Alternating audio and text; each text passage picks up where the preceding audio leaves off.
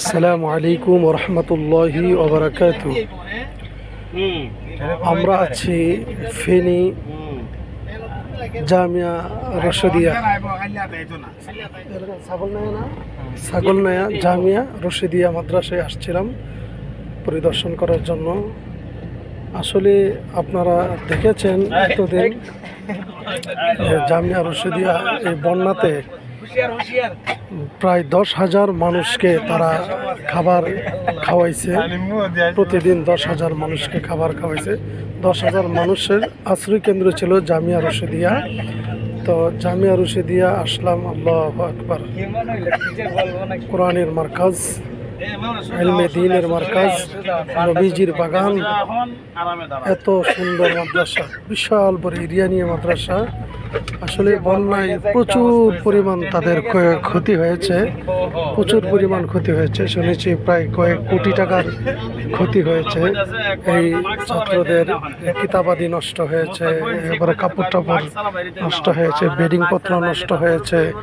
তারপরে ভিতরে অনেক ফল গাছ ছিল, ফলের বাগান ছিল, কমলার বাগান ছিল, পেয়ারার বাগান ছিল, বিভিন্ন ফল গাছের বাগান ছিল। তো সমস্ত বাগানগুলো নষ্ট হয়ে গেছে, গাছগুলো মরে গেছে।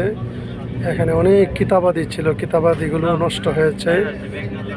অনেক যেই ক্ষতিপূরণ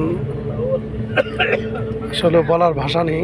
সবই আল্লাহ পাকের ইচ্ছা, আল্লাহ পাকের ইচ্ছা ছিল। তো সকলেই দোয়া করবেন আল্লাহ পাক যেন যে ক্ষতিপূরণ হয়েছে এগুলো যেন আল্লাহ পাক জরুরত আল্লাহ তাআলা গাইবি খাজানা থেকে আল্লাহ তাআলা যেন পুরা করে দেয়। সকলেই দোয়া করবেন।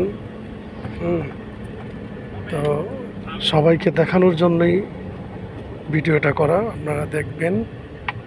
এখানে ফলের গাছগুলো অনেক নষ্ট হয়েছে, অনেক নষ্ট হয়েছে সবগুলো।